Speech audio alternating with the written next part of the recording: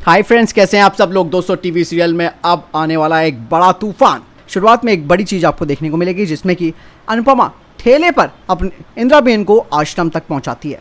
यही दोस्तों, बाला काका, आश्रम के और सभी लोग इंदिराबेन की ये हालत देखकर हैरान हो जाएंगे। फिर अनुपमा बताती है कि इंदिराबेन उसे कूड़े के ढेर के पास मिली थी। इंदिराबेन की हालत अभी थोड़ी ठीक है। ऐसे में अनुपमा उनसे पूछती है कि उनके साथ हुआ क्या। अनुपमा बोलती है कि वो तो खुशी खुशी अपने बेटे के पास पहुंची थी, लेकिन उनके साथ ऐसा क्या हुआ कि उनकी ये हालत हो गई।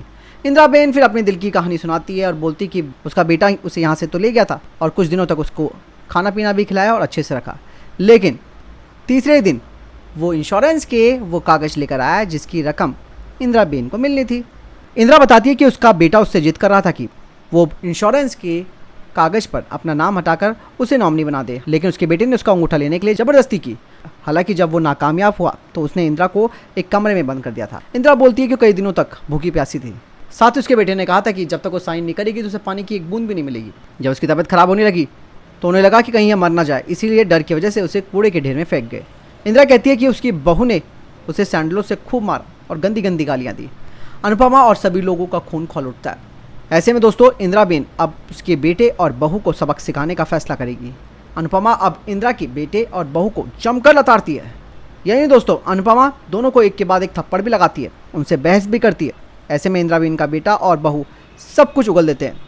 हालांकि पुलिस भी बाहर खड़ी होती है, वो भी सुन लेती है। फिर दोनों को थाने ले आती है। दूसरी तरफ शाह हाउस में दोस्तों अलग ही ड्रामा चल रहा है। डिम्पल और अंश की बदमाशियाँ काफ़ी बढ़ चुकी हैं। तपिश का धैर्य अब जवाब दे चुका है।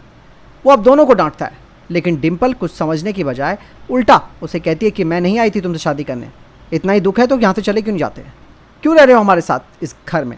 तपिश और ज़्यादा टूट जाता है, फिर वो घर छोड़कर चला जाता है। दूसरी तरफ दोस्तों, तोशु ने अपने पापा की बर्बादी का पूरा इंतजाम किया है।